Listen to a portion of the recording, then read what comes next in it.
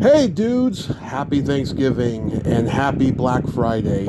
Welcome to Ask Tommy, where I'll be answering all your frequently asked questions from listeners and guests that I've had, both on the air and off the air. First question: has any of your female guests ever been uncomfortable by the Secret Silly game later in email or DM? Surprisingly, never. I mean, on air, there have been a few times where they've been like, what the fuck is this? About halfway through, but I've never gotten a DM or an email later saying, hey, can you cut that out? Never. I mean, for the most part, they love it because it reminds them of childhood, playing a slumber party game, and it's just silly, dorky fun, and I only play it with people that I think I have a connection with that I can relate to.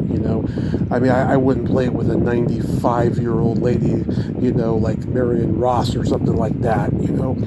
Have you ever tried getting Amanda Wiss or Barbara Crampton on Splat from the Past? Yeah, all the fucking time. It's really complicated because those two are probably my most frequently requested guests to have, right? And there's some weirdness, I mean, Barbara is Barbara. I'll give her a pass. She's a very unique, semi-eccentric person, and I spent time with her at events and everything, and I'll give her a pass. I mean, maybe someday that connection will happen where she'll come on, but at this point I highly doubt it. Now, the thing with Amanda Wiss, it's much more complicated than that. We have a weird, checkered, odd history from conventions and online. We've had a couple of DMs on Twitter, and she said, talk to my manager, and I talked to him, and he said, no fucking way. We respectfully decline, he said, and then I've tried to get, mutual friends involved, and they've all said, she said that she only does her friends' podcasts now. It's like, what kind of fucking horseshit is that? I mean, I really think her and I would have a great conversation because, I want to ask about other things besides Fast Times and Silverado and Nightmare on Elm Street and all that shit. There's so much more I want to talk to her besides that, But at this point, I don't think it'll ever happen. There's some hierarchy there, I know she's got an influencer who shall remain nameless. Fuck that guy. Do you really only interview people you are a fan of? Yes, I have a very high standard I set. I mean, I like to have my idols on and nerd out with them on the minutia of their careers. That's the premise of the show. And then I interview people who are historians, and I like to nerd out with them on, whoever the dead, star is, or the movie that there's nobody left alive from, or something like that. But like I said, I set a very high standard. I like to interview historians that are good at their job. They know what they're talking about. I try to make sure the person doesn't have too much ego beforehand because that can get crazy. With certain interviews I've done, I don't want to mention names. Alan Rhodey, and I have no respect for amateur opportunist podcasters who are just doing it as a grift. I like to talk to people who are much like myself, who are passionate about the art form of film and television and music and podcasting in general, and talk about that kind of stuff. But yeah, I mean, as far as, movie, television, musicians, etc. goes, yeah, I like to talk to people that I respect and love their work. And it's all 75% of it is from my brain. It's American know-how, as I call it. And I do research, of course, to brush up on stuff that I may have forgotten, and I have my notes with me in case I forgot shit.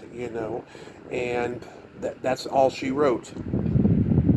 What do you wear when you record? Pajamas, or if I'm with a close friend or a porn star, naked. It's usually mutually exclusive and consensual. Who is your most favorite guest and interview you are the most proud of? I can answer simply, Gina Shock. That first interview that we did is my favorite interview I have ever fucking done, because she was feeding off my energy when I was nerding out on her. She was a little giggly, and just she could feel my enthusiasm. But then once we got into the deep shit, like, House of Shock, in that last 15, 20 minutes, she got very vulnerable, and then she was vulnerable for the rest of that interview. And I've said this on the podcast before and other interviews that I've done on other podcasts. She got pretty vulnerable there. And she made me cut a few minutes out of it because she got too comfortable with me and gave me information that she didn't want the public to know. And that's what makes that interview so special, is that, she didn't know who I was from a hole in the ground. And she gave me so much information so generously like that.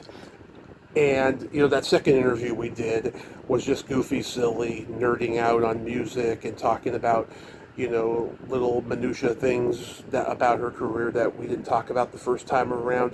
And we were both exhausted during that interview. It was, you know, early afternoon. We both had morning interviews that day, and you could tell we're tired, but we're just having a goofy, silly time, almost as if we've known each other forever. And by that point, her comfort level was just full throttle awesome. So yeah, Gina Shock is my favorite guest I've ever had, and that's saying a lot considering, she's a Rock and Roll Hall of Famer in a Rock and Roll Hall of Famer rock band, the Go-Go's, and she literally is my favorite drummer of all time. Nobody can play drums like her. She's freaking awesome.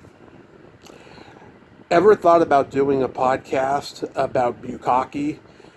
Yes. However, bukkake experts are hard to come by, if you pardon the little pun there.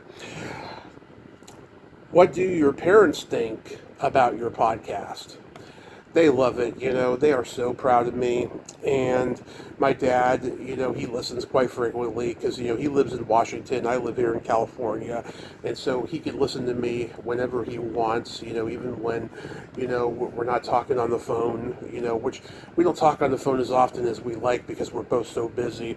But he can tune me in and listen to my voice anytime, and he can hear me nerd out on both of our idols at times, So I love it for that, I give my dad something that he can listen to my voice on, and I love that. And my mom, she tunes in whenever I interview somebody she's familiar with, and she loves what I do.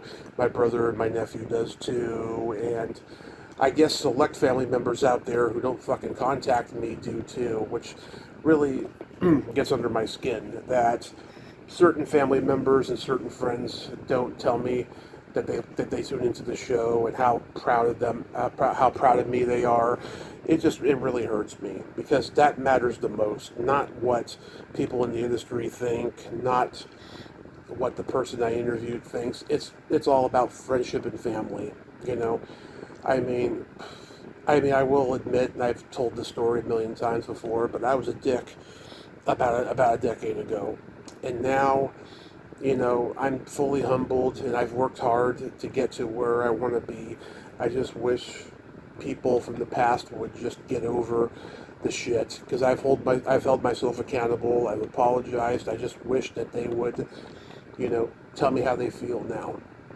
And there's still time for that. They can still do it. And my door's always open. I'm always listening. Have you recorded any interviews in person?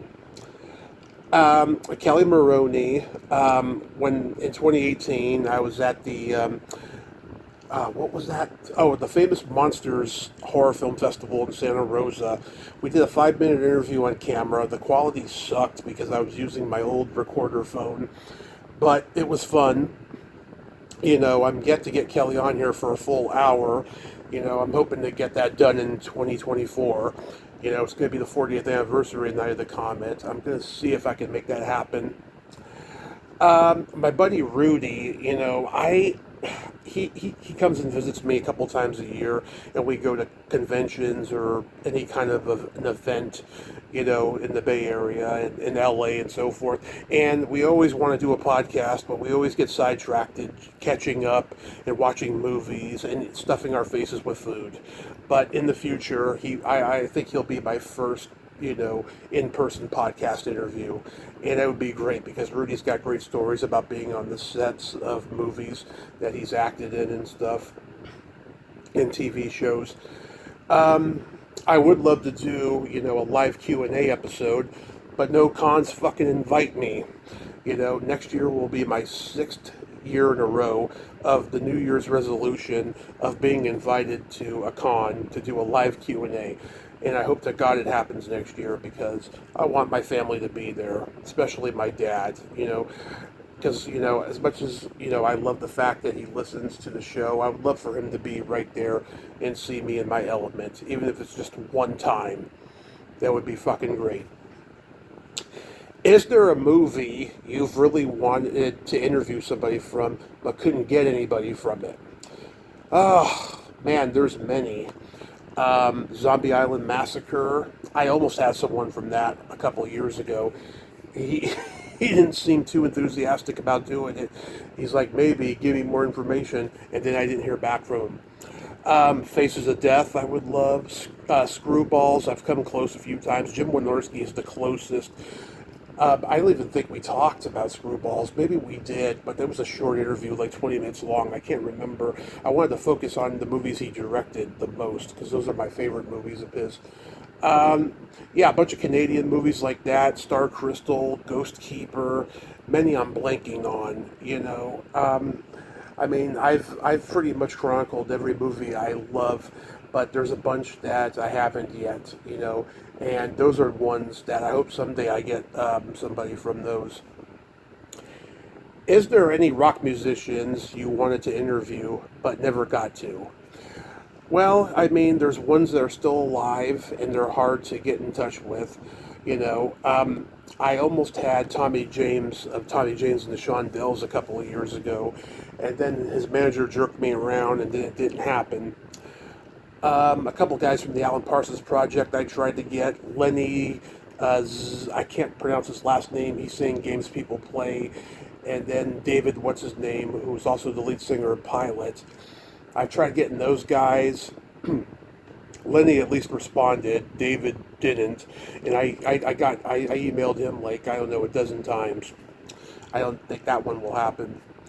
The lead singer of Romeo Void, but there's still hope there. I know she does a ton of interviews, but she's hard to get in touch with. So hopefully I'll get her, who knows. And of course, the Bengals. But in all honesty, there seems to be hierarchy there. I mean, they don't, I mean, I've tried getting in touch with Vicky and Debbie Peterson. They don't give a fuck that I interviewed their in-laws, the Cowsills. They really don't.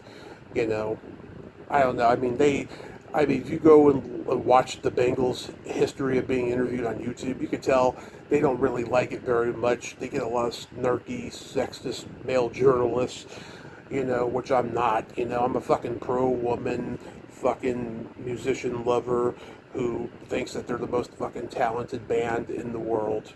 And I would love to have them on there. And there's still hope.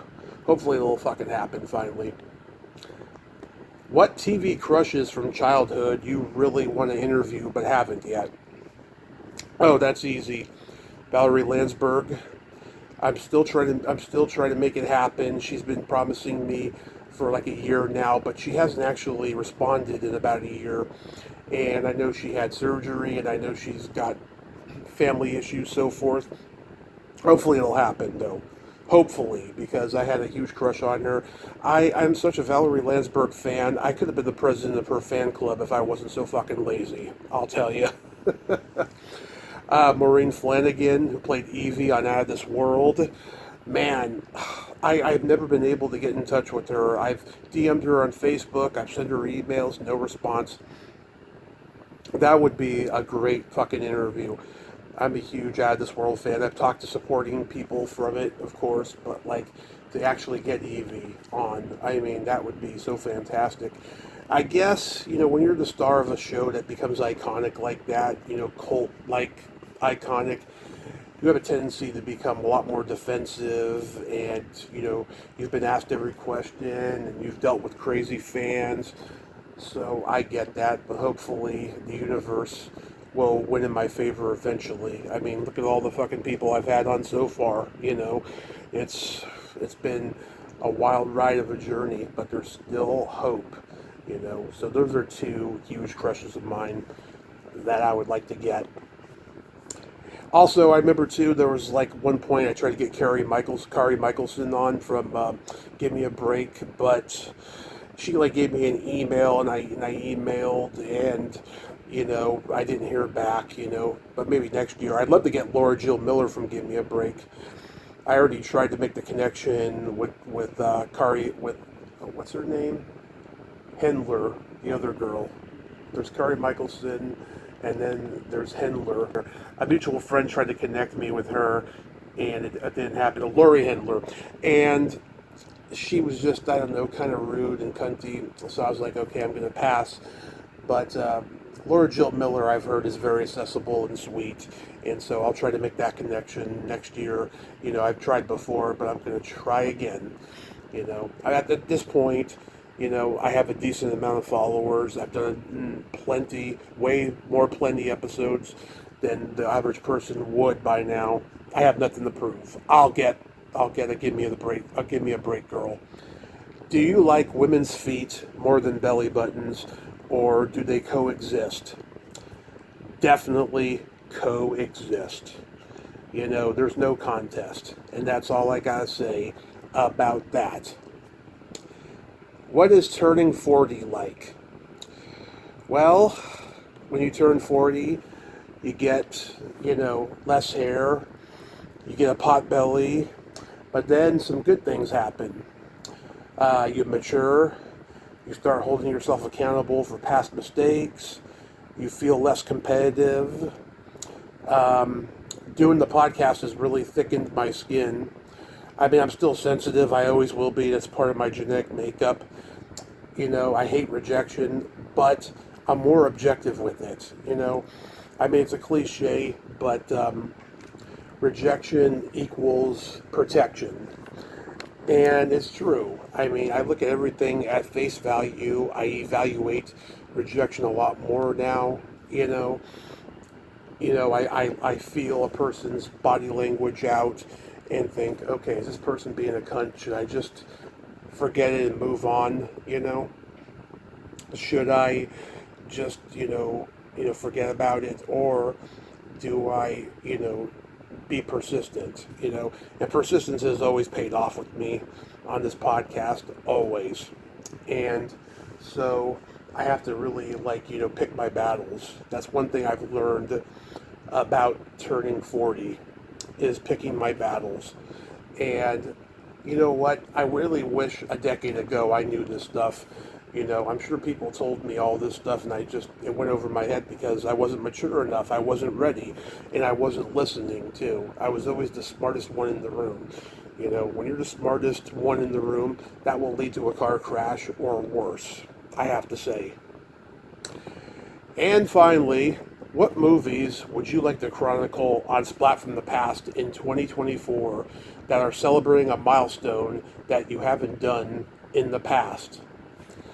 Splash, Richie Rich, Woodstock, 1969, that's a tough one. A very underrated Charlie Band sci-fi movie called The Day Time Ended. The Longest Yard with Burt Reynolds. Yeah, those would be great movies. Like I said before, I mean, there's so many movies I love that I haven't been able to chronicle. One that I would love to chronicle, but I don't think anybody speaks English from it, and a lot of people from it are not on social media, is The Gods Must Be Crazy. I know that Marius Weirs is on Facebook, and the guy who played Jack Hind is, but Marius Weirs is never on Facebook, and the guy who played Jack Hind, I don't think he speaks English. I think his voice was dubbed, and sadly, I can't get into contact with either of those guys, you know. And, you know, who knows, maybe somebody will write a book about it, or I'll meet someone who loves the movies, and we'll do a deep dive on it next year for the 40th. Who knows? But full disclosure, all those movies I just mentioned are on the list for 2024. And I've got to reach out to those people from those movies on the list at the end of December. So keep your eyes peeled for those. Thank you so much for listening to Ask Tommy. Have a happy Thanksgiving and a totally radical Black Friday. Later, dudes.